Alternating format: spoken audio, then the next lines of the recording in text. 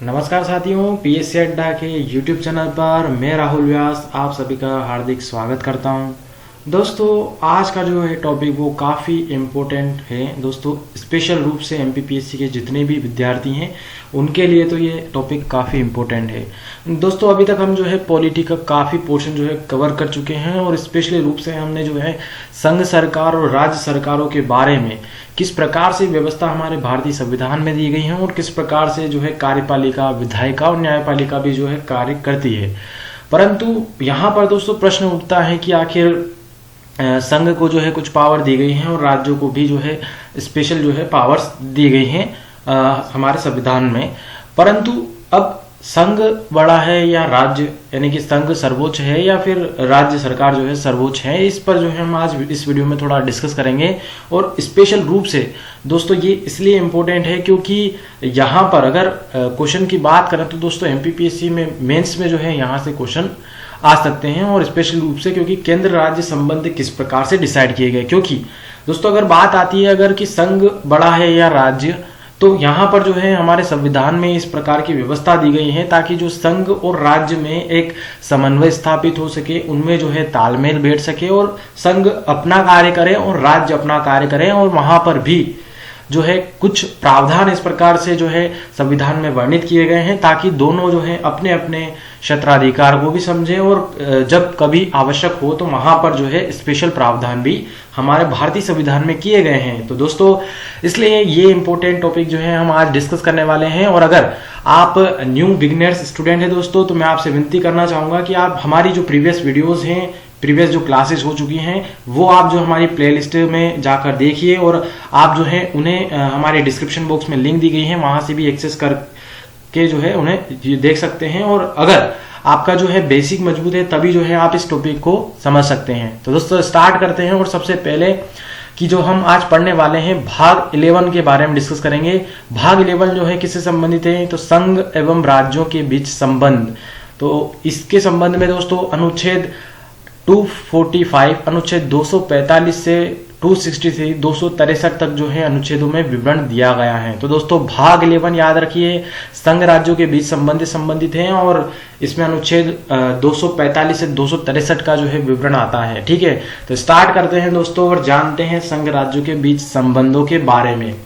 सबसे पहले दोस्तों दोनों संघ और राज्यों की बात करें तो यहाँ पर विधायिका की बात आती है कि विधायी संबंध, यानी कि जो संघ की विधायिका होती है यानी कि संसद और राज्यों की विधायिका यानी कि राज्य विधानमंडल, इन दोनों के बीच जो है कानूनी संबंधों के बारे में हमारे संविधान में क्या दिया गया है, क्या जो है इनमें संतुलन स्थापित करने के लिए क्या प्रावधान हमारे संविधान में वर्णित हैं। ठीक है दोस्तों, स्टार्ट करते हैं। और सबसे पहले विधायी संबंधों की हम चर्चा कर रहे हैं। तो संविधान के भाग 11 में अनुच्छेद 245 से 255 तक, ये अनुच्छेद याद रखिए दोस्तों। विधायी संबंध की हम बात कर रहे हैं तो 11 जो भाग है इसमें आर्टिकल 245 से 255 तक केंद्र राज्य विधायी संबंधों की चर्चा की गई है। आप इस प्रकार से याद रख सकते हैं कि 245 से स्टार्ट होंगे तो 10 तक जो है, यानी कि 10 प्लस 8 कर देंगे तो 255 तक जो है 255 अनुच्छेद तक जो है दोस्तों इस विधायी संबंध का वर्णन जो है हमारे संविधान में किया गया है। इसके अतिरिक्त कुछ अन्य अनुच्छेद भी इस विषय से संबंधित, किस विषय से, तो विधायी संबंधित जो है कुछ अन्य अनुच्छेद भी जो है दिए गए हैं। ठीक है, अब दोस्तों हम जब बात करें केंद्र राज्य विधायी संबंधों के मामले में 4 स्थितियां आती हैं। ये 4 स्थितियां क्या हैं, तो केंद्र एवं राज्य विधान के सीमांत क्षेत्र। अब दोस्तों समझिए सबसे फर्स्ट स्थिति कि केंद्र और राज्य संबंधित जो कानून के सीमावर्ती क्षेत्र हैं, जैसे कि आप देखेंगे कि एमपी है हमारा, तो एमपी कभी भी अपनी बाउंड्री से बाहर जो है किसी और राज्य के लिए जो है कानून नहीं बना सकता। और जब हम बात करें केंद्र की, तो केंद्र का जो है कानून जितनी भी भारत देश की सीमा है, जहां अंतर्राष्ट्रीय सीमा जो है हमारी टच करती हैं अन्य देशों से, या अन्य जो है अंतर्राष्ट्रीय सीमा टच करती है 12 नॉटिकल माइल तक, तो वहां तक जो है हमारे केंद्र का कानून लागू होता है।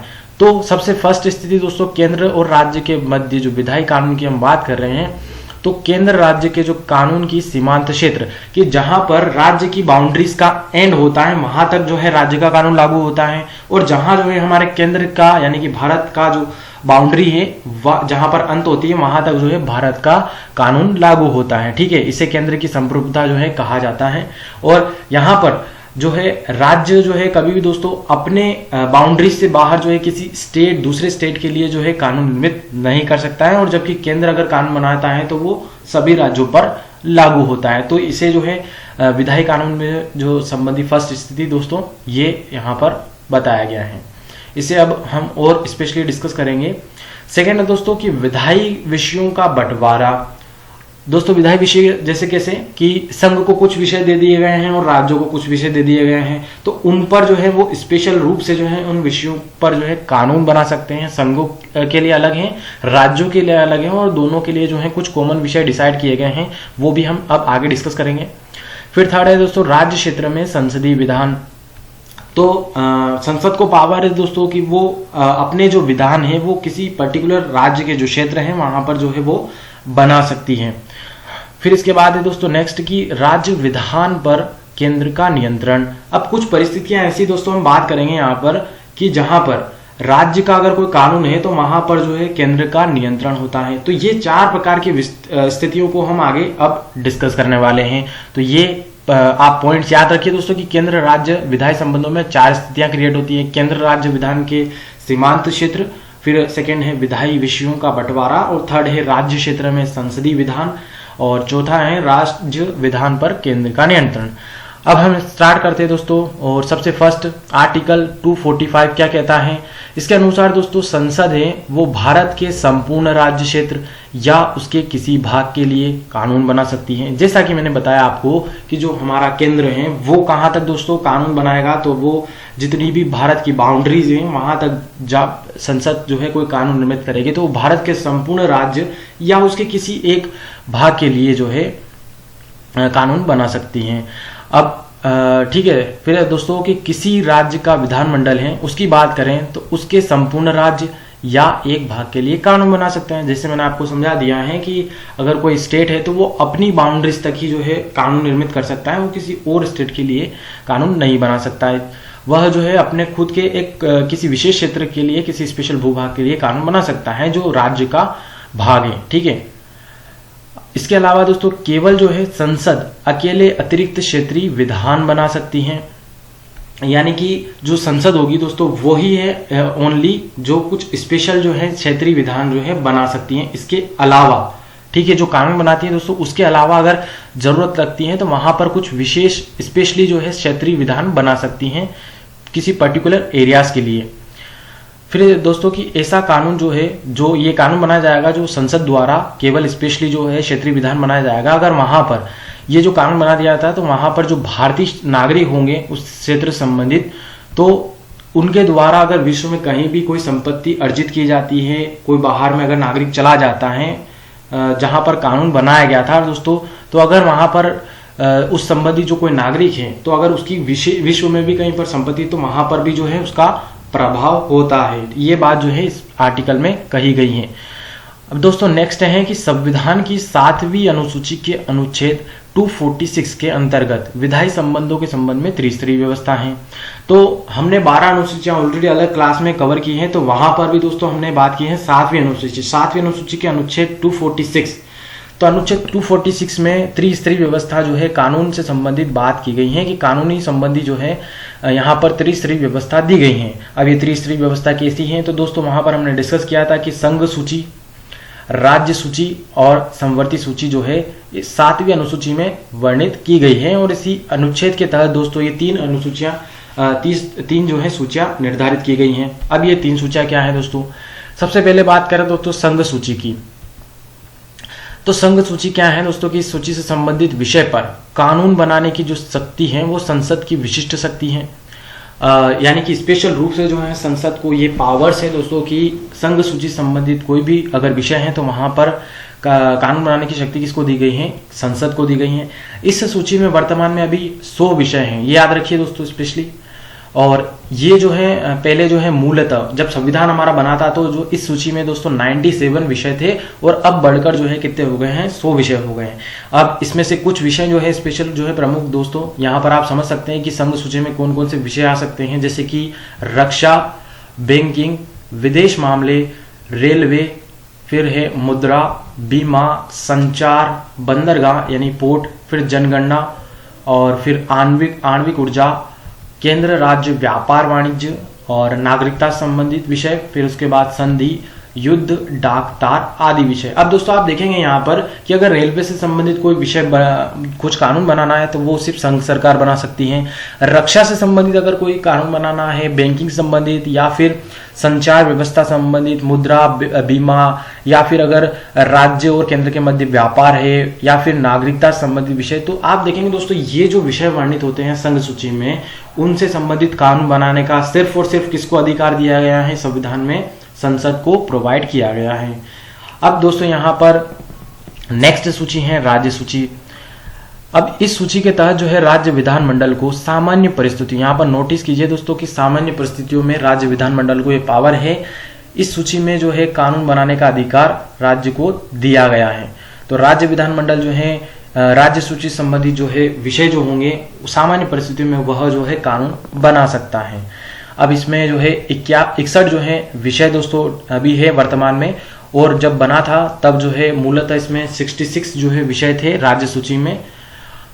कुछ विषय जैसे आप समझेंगे दोस्तों कि राज्य में कृषि होता है, पुलिस होती है, फिर लोक व्यवस्था, स्थानीय शासन, पंचायती राज व्यवस्था जिसको हमने अलग से कवर किया है भाग 9 संबंधित, फिर इसके बाद बाजार जो राज्य का बाजार है, उसके बाद जेल, स्वास्थ्य एवं सफाई, सिंचाई, सड़कें। तो आप देखें दोस्तों कि ये जितने भी विषय हैं वो राज्य के अंडर में आते हैं और राज्य ही जो है इन विषय से संबंधित जो है कानून बनाने का अधिकारी हैं, ठीक है। परंतु वो कंडीशन कहाँ है? जब तक जो है सामान्य परिस्थितियां राज्य में संचालित होती रहती हैं तब तक वह जो है राज्य अपनी राज्य सूची में वर्णित जितने भी विषय हैं 61 विषय, तो उन पर जो है कानून निर्मित कर सकती हैं। ये अधिकार राज्य को दिया गया है।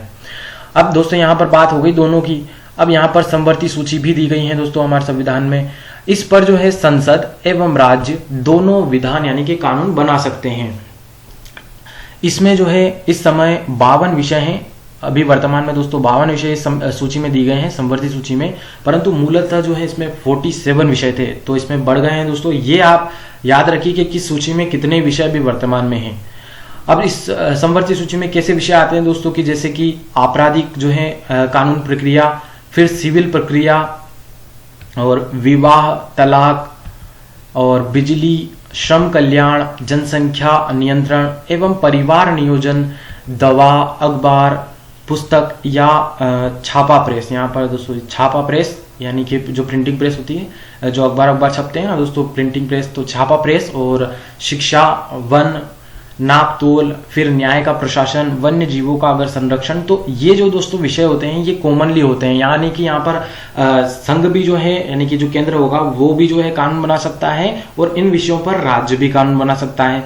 अब ठीक है दोस्तों, परंतु यहाँ पर स्पेशल कंडीशन आती है दोस्तों कि इन विषयों से संबंधित अगर कोई कानून बनाया जाता है केंद्र और राज्य द्वारा, तो वहां पर क्या होता है कि अगर उसी विषय पर, एक ही विषय पर केंद्र ने भी कानून बना दिया और राज्य ने भी कानून बना दिया, तो इस सूची में अगर केंद्र एवं राज्य कानून में संघर्ष की स्थिति उत्पन्न हो जाती है, तो अगर कोई विषय पर कानून बन गया दोस्तों और वहां पर क्या होती है, विवाद की स्थिति उत्पन्न होती है। क्योंकि अगर मान लीजिए केंद्र के कानून में कुछ और चेंजेस है और राज्य का कानून कुछ और कहता है उसी विषय से संबंधित, तो वहां पर क्या होगी, विवाद की स्थिति उत्पन्न होगी।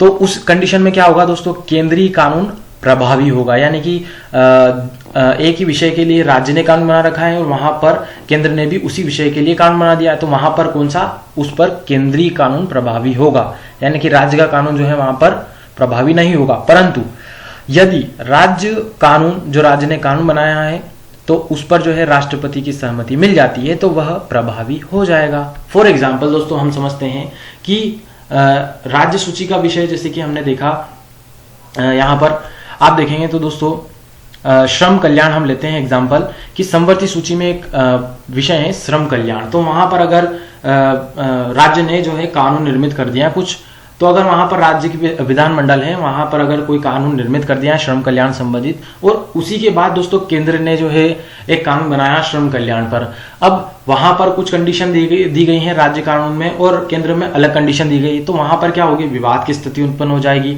तो वहां पर दोस्तों क्या यहाँ पर प्रावधान है कि केंद्रीय जो कानून होगा वो ज्यादा प्रभावी होगा और केंद्रीय कानून ही जो है पूरे देश में लागू होगा।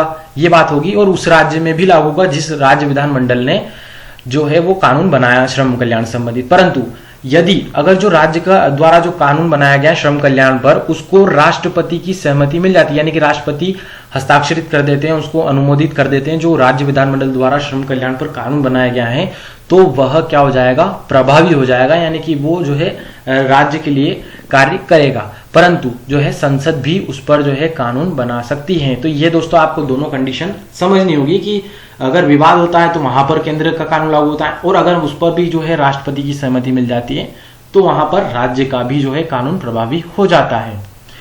नेक्स्ट अनुच्छेद दोस्तों 247 हम पढ़ रहे हैं अभी, विधायी संबंध, यहां पर याद रखिए। तो इसी के तहत हम जो है नेक्स्ट अनुच्छेद देखते हैं।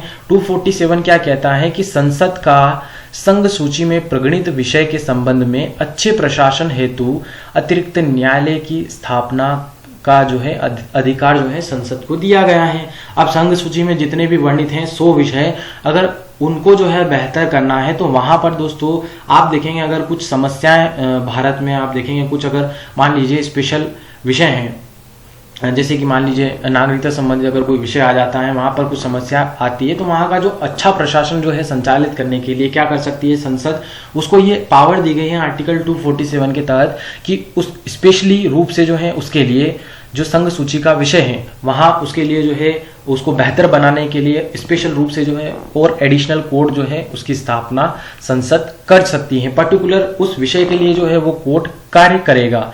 ये इस अनुच्छेद के तहत संसद को पावर दी गई है। ठीक है, नेक्स्ट अनुच्छेद है दोस्तों 248। इसके तहत जो है संसद को ऐसे विषय जो तीनों सूचियों में नहीं आते हैं पर विधि बनाने का अधिकार है। अब दोस्तों यहाँ पर आप बात यह है कि संसद को जो है संघ सूची के तहत जितने भी विषय हैं उसका अधिकार है, और यहाँ पर बात आती है जब राज्य सूची हमने देखी तो वहां पर जो पावर दी गई। परंतु कुछ विषय ऐसे होते हैं दोस्तों जो न्यू रूप में जो है ऐड होते हैं, जैसे कि अभी तक जो है इन सूचियों में वर्णित नहीं किए गए, ऐड नहीं किए गए हैं, तो वहां पर बात आती है कि जो अन्य विषय होंगे वहां पर जो है पावर किसको दी गई है, संसद को दी गई है कि संसद जो अन्य विषय होंगे इन तीनों सूचियों में से नहीं सम्मिलित हैं तो वहां पर जो है कानून बनाने का अधिकार जो है संसद को इस अनुच्छेद 248 के तहत दिया गया है। फॉर एग्जाम्पल दोस्तों हम मान लेते हैं जैसे कि अभी हमारी जो संचार टेक्निकल जो है फील्ड जो है बढ़ती जा रही है, और आर्टिफिशियल इंटेलिजेंस जैसे कुछ विषय जो है हमारे जुड़ते जा रहे हैं जो काफी महत्वपूर्ण है टेक्निकल पॉइंट ऑफ व्यू से। तो अगर वहां पर स्पेशल रूप से अगर उस पर कानून बनाने की बात आती है दोस्तों वहां पर कौन बनाएगा, क्योंकि वो अगर इसमें सम्मिलित नहीं है, चूंकि संचार तो विषय सम्मिलित है ही सही, परंतु अगर वहां पर स्पेशल रूप से उस पर कोई कानून निर्मित करना है तो वो जो है अवशिष्ट शक्ति जो है दी गई है कानून बनाने की, वो किस को दी गई है संविधान में, तो संसद को दी गई है। ये आप अब डिफरेंस समझना शुरू कर दीजिए। ठीक है, अब दोस्तों नेक्स्ट आर्टिकल है इसी में 249 अनुच्छेद 249। इसका तो हमने चर्चा जो है जब हमने राज्यसभा टॉपिक डिस्कस किया था दोस्तों वहां पर भी किया था। तो आर्टिकल 249 क्या कहता है दोस्तों कि यदि राज्यसभा जो है यह घोषित करे कि राष्ट्र हित में राज्य सूची के मामले पर संसद को कानून बनाना चाहिए तो संसद जो है कानून बना सकती है। ये स्पेशल पावर होती है दोस्तों राज्यसभा को दी गई है। तो राज्यसभा को क्या पावर है दोस्तों इस आर्टिकल के तहत कि राज्यसभा अगर यह घोषित कर दे, राज्यसभा जो है एक प्रस्ताव पारित कर दे जो राज्य सूची का अगर कोई विषय है, जैसे कि फॉर एग्जांपल हम कृषि को ले लेते हैं, तो राज्य सूची का विषय क्या है, कृषि, और अब राज्यसभा चाहती है दोस्तों कि जो राज्य का विषय है कृषि, उस पर जो है कानून कौन बनाए, जो है केंद्र वो बनाए, तो संसद जो है वो कानून बना सकती है। परंतु उसके लिए कंडीशन क्या होगी, राज्यसभा जो है एक प्रस्ताव पारित करेगी कृषि से संबंधित, और जब उसको पावर मिल जाएगी उस एक प्रस्ताव के जरिए जो राज्यसभा से पारित होगा दोस्तों, तो इस आर्टिकल के तहत जो है राज्यसभा अगर ये घोषित कर देती है तो राज्य सूची संबंधित कोई विषय है तो उस पर जो है संसद फिर कानून बना सकती है। ठीक है, यहां पर आप समझेंगे दोस्तों कि संसद को यहां पर एक पावर मिल जाती है राज्य सूची पर कानून बनाने की, परंतु वहां पर भी कंडीशन दी गई है कि राज्यसभा ऐसा करे तब। अब बात आ गई दोस्तों कि राज्य सूची संबंधित जो है विषय पर कानून बनाने की पावर संसद को मिल गई, परंतु ऐसे किसी प्रस्ताव को उपस्थित सदस्यों में से 2/3 का समर्थन मिलना चाहिए। यानी कि अगर जैसे हमने फॉर एग्जांपल लिया कि कृषि पर जो है कोई कानून निर्मित किया है संसद ने, तो वहां पर कानून निर्मित कब होगा, जब उपस्थित जो है जो प्रस्ताव आएगा वहां पर जो उपस्थित सदस्य होंगे उनका 2/3 उस पर समर्थन मिलना चाहिए। तो अगर समर्थन मिल जाता है तो दोस्तों वह जो है कानून बन जाएगा और यह जो है 1 वर्ष तक जो है प्रभावी रहेगा। इसे जो है असंख्य बार जो है बढ़ाया जा सकता है। ठीक है, तो ये पूरी प्रोसेस होती है दोस्तों कि अगर किसी राज्य सूची के विषय पर संसद को कानून बनाना है तो वहां पर राज्यसभा जो है घोषित करनी चाहिए, प्रस्ताव पारित होना चाहिए राज्यसभा से, फिर संसद को ये पावर मिल जाती है कि संसद जो है राज्य सूची के विषय पर कानून बना सकती है, और फिर वहां पर अगर कोई कानून बनाती है तो उसके लिए भी कंडीशन होती है, और बन जाता है तो 1 वर्ष तक प्रभावी रहता है और उसे निरंतर जो है बार बार संसद के द्वारा बढ़ाया जा सकता है। ठीक है, अब नेक्स्ट आर्टिकल दोस्तों 250 की बात करें हम, तो इसमें कहा गया है कि संसद राष्ट्रीय आपातकाल के दौरान, ठीक है दोस्तों, राष्ट्रीय आपातकाल की यहाँ पर चर्चा हुई है, तो आप मुझे कमेंट बॉक्स में आंसर कीजिए कि राष्ट्रीय आपातकाल का अनुच्छेद क्या है। हम तो ऑलरेडी कवर कर चुके हैं दोस्तों राष्ट्रीय आपातकाल के बारे में, राष्ट्रपति की जो शक्तियां होती हैं उसमें हम ऑलरेडी कवर कर रहे हैं, तो आप जो है इसका अनुच्छेद मुझे कमेंट बॉक्स में आंसर कीजिए। तो राष्ट्रीय आपातकाल के दौरान जो है संसद राज्य सूची के मामलों की जो है शक्तियां अधिग्रहित कर लेती हैं। अब दोस्तों यहां पर समझिए कि अगर पूरे देश में राष्ट्रीय आपातकाल जो है अनुच्छेद के तहत जो है लग जाता है, राष्ट्रपति की जो पावर होती है उसके तहत राष्ट्रीय आपातकाल पूरे देश में लग जाता है, तो वहां पर क्या होता है दोस्तों, संसद को ये पावर हो जाती है कि राज्य सूची के जितने भी विषय हैं, जैसे कि अभी वर्तमान में 61 विषय हैं, तो उन सभी विषयों पर जो है कानून बनाने की शक्ति किसके पास आ जाती है, तो संसद के पास आ जाती है। इस अनुच्छेद में ये कहा गया है। और आपातकाल के बाद जो है ये कंडीशन कब तक जो है फॉलो होगी, तो 6 माह तक होगी। जब आपातकाल खत्म हो जाएगा उसके 6 महीने तक जो है यह व्यवस्था चलती रहेगी दोस्तों, जो प्रभावी रहेगी कि संसद जो है राज्य सूची के विषय पर कानून बनाता रहेगा। ये कंडीशन आप समझेंगे। अब दोस्तों यहाँ पर गौर कीजिए क्या आर्टिकल 251 में क्या कहा गया है। इसके अनुसार दोस्तों राज्य को आर्टिकल 249 और 250 के अंतर्गत बनी विधियों के विषय पर कानून बनाने का अधिकार है। अब दोस्तों यहाँ पर देखिए कि मैंने आर्टिकल 249 में ये कहा है कि संसद को ये पावर मिल जाती है कि वो राज्य सूची के विषय पर कानून बनाता है, और आपातकाल के दौरान जो है 250 के तहत उसे राज्य सूची के विषय पर कानून बनाने की पावर मिलती है संसद को।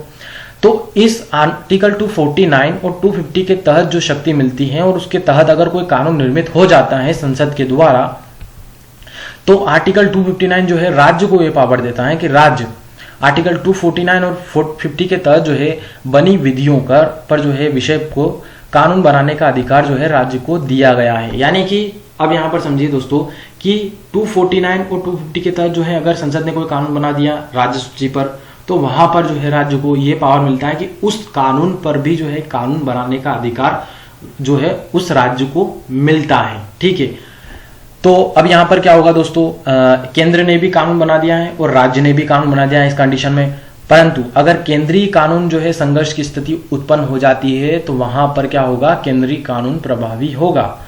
अब दोस्तों यहाँ पर आप ये जो है डिफरेंस थोड़ा सा समझिए कि संसद को जो है कुछ स्पेशल जो है कंडीशंस जो है मिल गई और राज्य सूची के विषय पर जो है कानून बना दिया, और वहां पर जो है फिर 251 में जो है ये भी पावर दी गई है कि राज्य जो है क्या करेगा, अगर कुछ स्पेशल जो है राज्य सूची पर जो है संसद ने कानून बना दिया है तो वहां पर जो है उसी विषय पर राज्य भी कानून बना सकता है। परंतु वहां पर अगर राज्य का कानून कुछ और कहता है और संघ का जो कानून है वो कुछ और कहता है, तो वहां पर जो विवाद की स्थिति उत्पन्न होगी, तो वहां पर कौन सा कानून प्रभावी होगा, तो केंद्र द्वारा बनाया गया जो संसद द्वारा बनाया जाएगा वही कानून जो है प्रभावी होगा। ठीक है, अब आगे बढ़ते हैं दोस्तों। नेक्स्ट है आर्टिकल 252 में, इसके तहत जो है अंतर्गत यदि 2 या अधिक जो है राज्य विधानमंडल प्रस्तावित पारित करें कि राज्य सूची पर संसद कानून बना सकती है, तो संसद जो है उस मामले में कानून बना सकती है। दोस्तों यहाँ पर अब 252 क्या कहता है कि 2 या 2 से अधिक जो राज्य विधानमंडल है, तो राज्य ने ये कह दिया दोस्तों संसद को कि हम तो जो है राज्य सूची पर कानून नहीं बना रहे, इस राज्य सूची के विषय पर जो है संसद जो है कानून बनाए। ये राज्य से विधानमंडल जो है एक प्रस्ताव पारित करें अपने यहाँ से, और 2 या अधिक जो राज्य होंगे अगर वहां से एक प्रस्तावित पारित हो जाता है और उसमें ये लिखा जाता है कि इस विषय पर्टिकुलर एक विषय से संबंधित जो है संसद जो है उस पर कानून निर्मित करे, तो वहां पर क्या होगा, इस अनुच्छेद के तहत संसद को पावर मिल जाती है, तो उस पर जो है संसद कानून निर्मित कर सकती है। यह कानून जो है उन्हीं राज्यों पर प्रभावी होगा जिन्होंने प्रस्ताव जो है भेजा है। जो भी राज्य प्रस्ताव पारित करेगा दोस्तों संसद के लिए, तो जो कानून निर्मित होगा दोस्तों, वो कानून जो है सिर्फ उन्हीं राज्यों पर प्रभावी होगा जिन्होंने प्रस्ताव भेजा है।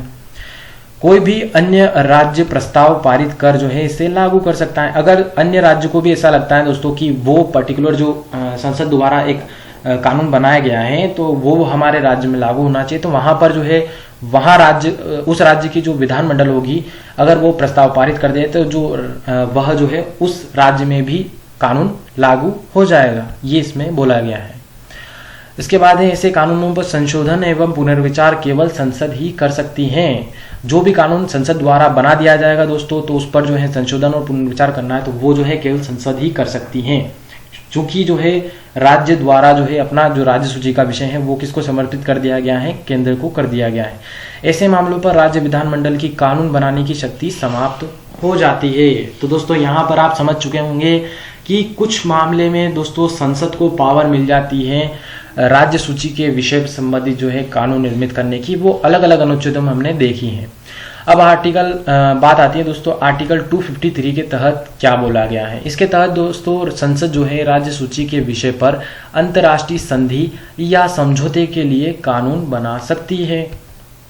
अब कैसे दोस्तों, फॉर एग्जाम्पल आप समझिए कि राज्य सूची का विषय है व्यापार, जो बाजार की व्यवस्था है, या फिर कृषि फॉर एग्जाम्पल, तो जो कृषि का टॉपिक है राज्य सूची का विषय है, तो उस पर जो है क्या करेगी संसद जो है एक कानून निर्मित करेगी। कब करेगी, जब वो अंतर्राष्ट्रीय संधि की बात आती है या समझौते की, तो कब जो है कानून बना सकती है, जब कृषि से संबंधित अगर कोई कानून ऐसा हो कि संसद जो है ये उसमें वर्णित कर दे कि अब जो निकटवर्ती आपके अंतर्राष्ट्रीय बॉर्डर लगती हैं जिस किसी भी देश, नेपाल या भूटान या फिर पाकिस्तान से, तो आप जो है उन अंतर्राष्ट्रीय जो बाजार हैं या फिर अंतर्राष्ट्रीय जो देश हैं तो उनसे जो है आप संबंध जो है नहीं रख सकते, या फिर किसी प्रकार का कोई आयात निर्यात आप जो है डायरेक्टली नहीं कर सकते। तो इस प्रकार का दोस्तों अंतर्राष्ट्रीय संधि या समझौते संबंधी जो है राज्य के लिए जो है राज्य सूची संबंधी जो विषय जो है संसद वो निर्मित कर सकता है। आर्टिकल 253 में ये बोला गया है। इसके बाद है आर्टिकल 245, इसमें जो है इसके अंतर्गत राज्य विधानमंडल एवं संसद द्वारा बनाए गए कानून में विसंगति आती है तो संसदीय कानूनी जो है प्रभावी होगा। तो दोस्तों जब कभी भी अगर संसद और राज्य विधानमंडल कानून में जो है विवाद उत्पन्न होगा तो वहां पर जो है संसद का कानून ही प्रभावी होगा, ये आर्टिकल 255 जो है कहता है। अब बात आ गई दोस्तों राज्य विधानमंडल पर केंद्र का नियंत्रण।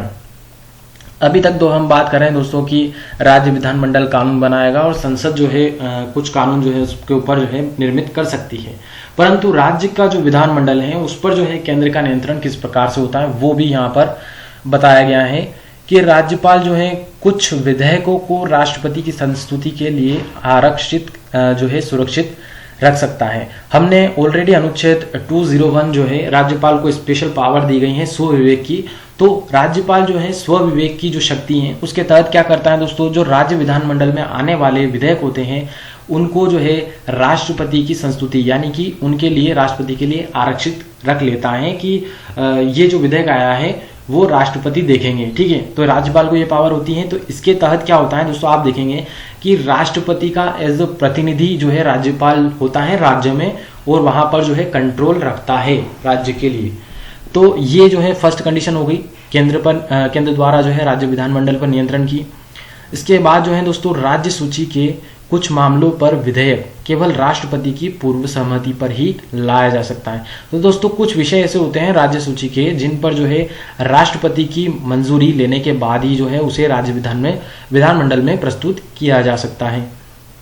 फिर है दोस्तों राष्ट्रपति वित्तीय आपातकाल के दौरान राज्य के धन एवं वित्त विधेयक को सुरक्षित रख सकता है। जब कभी भी दोस्तों वित्तीय आपातकाल की कंडीशन आती है और वित्तीय आपातकाल लग जाता है तो वहां पर क्या होगा दोस्तों, राष्ट्रपति जो है राज्य के जो धन और वित्त संबंधी जो विधेयक होते हैं उनको आरक्षित कर लेता है, अपने पास रख लेता है।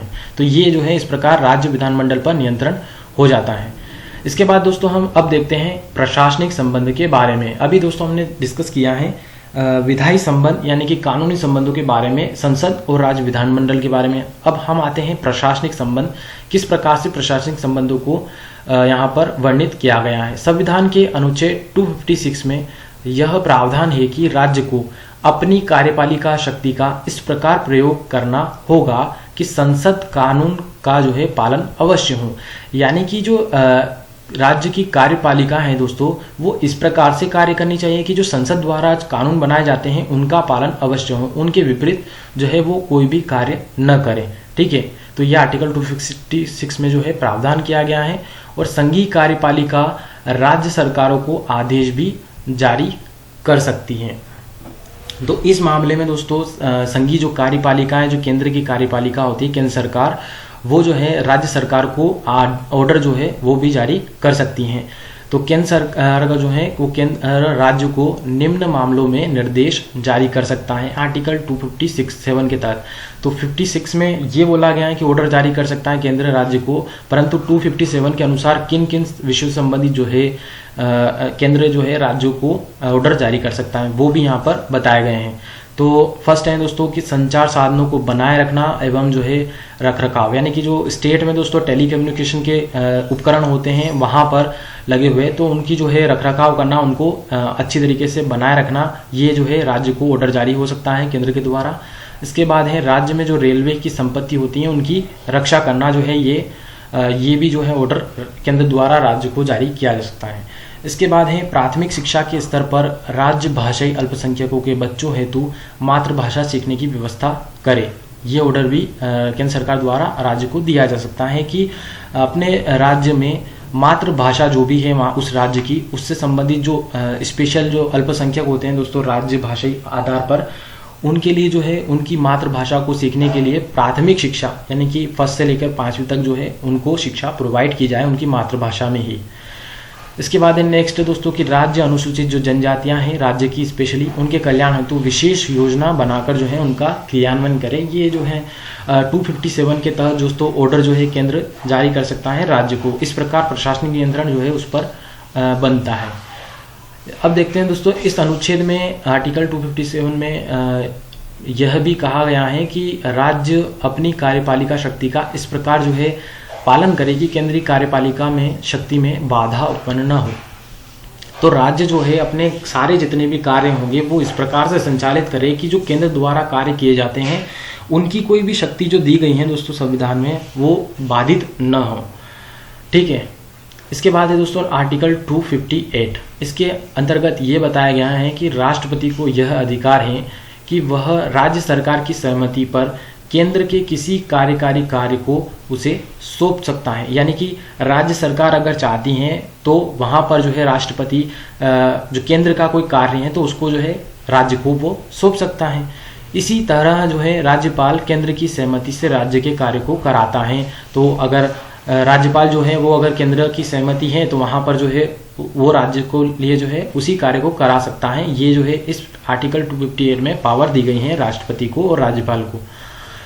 इसके बाद है दोस्तों कि अखिल भारतीय सेवाओं की नियुक्ति केंद्र सरकार द्वारा की जाती है।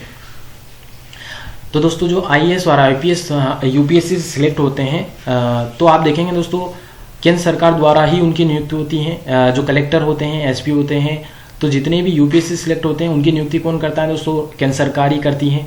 परंतु इन पर जो है पूर्ण नियंत्रण केंद्र का होता है एवं तत्कालीन नियंत्रण जो है राज्य का होता है। कैसे दोस्तों? आप देखेंगे कि जब नियुक्ति की बात आती है तो वहां पर नियुक्ति कौन करता है? केंद्र सरकार करता है। और हटाने की बात करें तो दोस्तों पावर भी केंद्र सरकार को होती है। यानी कि पूर्ण नियंत्रण तो केंद्र को दिया गया है, परंतु जब तत्कालीन नियंत्रण की बात करें तो अब जब कभी भी वो नियुक्त होने के बाद अपनी ड्यूटी ज्वाइन करेंगे तो वो किसी न किसी स्टेट के तहत जो है प्रशासन को संभालेंगे। यानी कि कोई जो है जिले का कलेक्टर बनता है तो कोई जिले का SP बनता है, तो वहां पर आप देखेंगे कि वो राज्य में रहकर ही जो है प्रशासन को संभालते हैं। तो वहां पर उस समय जिस भी स्टेट में कोई भी कलेक्टर चाहे SP, तो वहां पर जो कार्य करते हैं तो उस पर जो है राज्य का नियंत्रण होता है। राज्य चाहे तो किसी भी SP को या फिर कलेक्टर को जो है उसका जो है ट्रांसफर कर सकता है। तो इस प्रकार से आप देखेंगे पूर्ण नियंत्रण केंद्र का होता है और तत्कालीन नियंत्रण जहां पर उस समय जो है वो भारतीय प्रशासनिक सेवा जो अधिकारी होते हैं वो अगर वहां पर कार्य कर रहे हैं तत्कालीन जिस भी राज्य में, तो वहां पर उसी राज्य का नियंत्रण उस पर होता है। इसके बाद है दोस्तों किस प्रकार से प्रशासनिक संबंध हम देख रहे हैं, तो राज्य लोक सेवा आयोग यानी कि स्टेट की जो पीएससी होती है, इसके बाद है संयुक्त राज्य लोक सेवा आयोग यानी कि कॉमन पीएससी के अध्यक्ष एवं जो सदस्यों की जो नियुक्ति है, ये दोनों आयोग की जो सदस्य और अध्यक्ष नियुक्ति हैं उनकी जो नियुक्ति है वो राज्यपाल करता है, और किंतु उन्हें सिर्फ राष्ट्रपति द्वारा हटाया जा सकता है। ये तो हमने ऑलरेडी अलग से यूपीएससी का जो संघ लोक सेवा आयोग टॉपिक कवर किया है उसमें हमने डिस्कस किया है दोस्तों। इसके बाद है दोस्तों कि राज्य के राज्यपाल एवं उच्च न्यायालय के न्यायाधीशों की नियुक्ति भी राष्ट्रपति करता है। अब दोस्तों आप यहाँ पर समझिए कि किस प्रकार से प्रशासनिक जो है नियंत्रण केंद्र द्वारा राज्य पर किया जाता है। तो जब देखेंगे आप दोस्तों कि राष्ट्रपति के प्रतिनिधि के रूप में राज्य में राज्यपाल होता है, और राज्यपाल को जो है कुछ पावर होती है जिससे क्या होता है कि पूरा राज्य जो है वो एज केंद्र के कंट्रोल में होता है। और उच्च न्यायालय के न्यायाधीशों की नियुक्ति यानी कि किसी भी स्टेट का अगर वहां पर जज हैं तो उसकी नियुक्ति भी कौन करता है, तो इनकी जो नियुक्ति होती है दोस्तों वो राष्ट्रपति करता है। तो इससे क्या होता है दोस्तों कि कोई भी राज्य जो है वो पावरफुल नहीं होता है। अगर राज्यपाल और जो हाईकोर्ट के न्यायाधीश अगर वो भी हाईकोर्ट जो भी राज्य होगा अगर वही जो है नियुक्त करेगा तो वहां पर क्या होगा दोस्तों कि पूर्ण पावर जो है राज्य को मिल जाएगी और केंद्र का कंट्रोल जो है आउट हो जाएगा, केंद्र अपना कंट्रोल जो है राज्य पे से खो देगा। इसलिए ये जो है प्रावधान किए गए हैं। अब देखेंगे दोस्तों आपातकाल के दौरान जो है संपूर्ण देश का प्रशासन केंद्र के पास होता है। जब कभी भी राष्ट्रीय आपातकाल लगता है तो वहां पर दोस्तों संपूर्ण जो प्रशासन है वो कहां पर चला जाता है, केंद्र के हाथ में चला जाता है। केंद्र के अकॉर्डिंग ही पूरे देश में प्रशासन संचालित होता है। इसके बाद है राष्ट्रपति शासन के समय राज्य के कार्यकारी विषयों पर राष्ट्रपति स्वयं निर्देश दे सकता है। राष्ट्रपति के शासन जब लग जाता है किसी भी राज्य में तो राज्य के जितने भी विषय होते हैं कार्यकारी, तो वहां पर राष्ट्रपति जो है स्वयं निर्देश दे सकता है उस पर। इसके बाद है आर्टिकल 355 केंद्र पर 2 कर्तव्य लागू करता है। तो यहाँ पर दोस्तों आप देखेंगे प्रशासनिक संबंध किस प्रकार से हैं, तो आर्टिकल 355 में केंद्र पर 2 कर्तव्य लागू करता है, यानी कि केंद्र के 2 कर्तव्य निर्धारित किए गए हैं इस अनुच्छेद में। कि एक तो है कि बाह्य आक्रमण एवं आंतरिक अशांति से प्रत्येक राज्य की रक्षा करना, यानी कि अगर किसी भी स्टेट है तो उसकी सुरक्षा की जो जिम्मेदारी है, तो वहां पर अगर कोई भी आंतरिक अशांति हो जाती है उस राज्य में या फिर बाहर से आक्रमण हो जाता है तो उसकी रक्षा करने की जिम्मेदारी किसको दी गई है, केंद्र को दी गई है। इसके अलावा दूसरा जो है कार्य यह सुनिश्चित करना कि प्रत्येक राज्य की सरकार संविधान के अनुरूप जो है कार्य कर रहे हैं। तो यानी कि जितनी भी स्टेट हैं वहां की अगर गवर्नमेंट अगर संविधान के अनुरूप कार्य करती रहेगी तो दोस्तों वहां पर ये कर्तव्य राज्य को केंद्र को सौंपा गया है कि केंद्र ये देखती रहे कि राज्य जो है अपने हिसाब से सही रूप से जो है संविधान के तहत कार्य करती रहे। अगर ऐसा नहीं होता है दोस्तों, संविधान के अनुरूप कार्य नहीं चलता है, तो वहां पर केंद्र जो है राष्ट्रपति शासन जो है लगा सकती है। ठीक है, तो ये सब तो हमने वैसे भी ऑलरेडी काफ़ी कुछ जो है देख चुके हैं।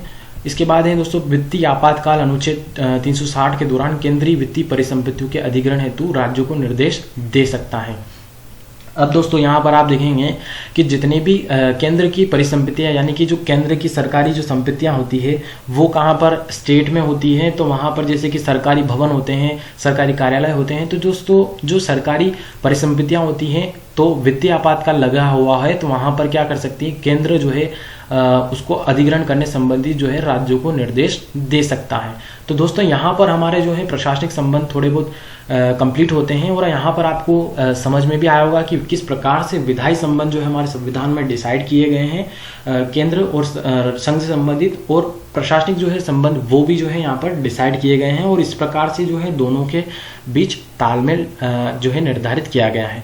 अब यहाँ पर मैं आपको कंक्लूड रूप में थोड़ा सा बता देता हूँ दोस्तों कि आप देख चुके हैं कि कितनी पावर जो है किसे दी गई है। राज्य सरकार को कुछ पावर है, अगर राज्य अपने बाउंड्रीज के अंतर्गत जो है कुछ विषय जो सौंपे गए हैं उनसे संबंधित कानून बना सकती है, तो वहाँ पर जो है केंद्र हस्तक्षेप नहीं कर सकता है। परंतु अगर राज्य जो है उस विषय से संबंधित तब तक ही कानून बना सकता है जब तक जो है उस पर कोई केंद्र कानून निर्मित न कर दे, और अगर केंद्र कानून निर्मित करता है तो केंद्र पावरफुल हो जाता है और यहाँ पर आप देखेंगे कि आपातकालीन कंडीशन भी मैंने बताई है, तो वहाँ पर भी राज्य का जो पूरा नियंत्रण है वो केंद्र के पास चला जाता है। तो इस प्रकार आप निष्कर्ष रूप से ये कह सकते हैं दोस्तों कि राज्य को पावर तो दी गई है, परंतु जब कभी भी केंद्र और राज्य की बात करें तो केंद्र हमेशा पावरफुल ही जो है आपको यहाँ पर दिखेगा। क्योंकि आप देखेंगे कि जो हमने कनाडा से सशक्त केंद्र का मुद्दा जो है, जो प्रावधान हमने लिए हैं हमारे संविधान में सम्मिलित किए गए हैं, तो उसके तहत यही जो है निर्धारित किया गया है कि हमेशा जो है केंद्र ही पावरफुल रहना चाहिए। अगर केंद्र पावरफुल नहीं रहेगा तो जो राज्य हैं वो कहीं ना कहीं जो है अपनी मनमानी करेंगे और राज्य जो है कहीं ना कहीं जो अलग होने का प्रयास भी कर सकते हैं। तो इस प्रकार दोस्तों हमेशा केंद्र ही पावरफुल, हमारे संविधान में सशक्त केंद्र की बात कही गई है और उनसे संबंधित जो है टॉपिक भी हमने यहाँ पर आज कंप्लीट किया है। परंतु ये टॉपिक दोस्तों यहाँ पर कंप्लीट नहीं होता है, इससे संबंधित थोड़ा सा और जो है बाकी है, तो वो जो है हम नेक्स्ट वीडियो में कवर करेंगे। ये पार्ट फर्स्ट था, पार्ट सेकंड जो है आपको नेक्स्ट वीडियो में मिल जाएगा। तो दोस्तों आज के लिए बस इतना ही, आप सभी का धन्यवाद। और अगर आपको इसका वीडियो का पीडीएफ चाहिए तो ये हमारा टेलीग्राम चैनल है, इसे ज्वाइन कर लीजिए, वहाँ पर इसका पीडीएफ मिल जाएगा। और अगर आप चैनल पर नए हैं तो चैनल को सब्सक्राइब कर लीजिए ताकि हमारी आने वाली वीडियोज़ की नोटिफिकेशन आपको मिलती रहे। तो दोस्तों आज के लिए बस इतना ही, शुभ रात्रि।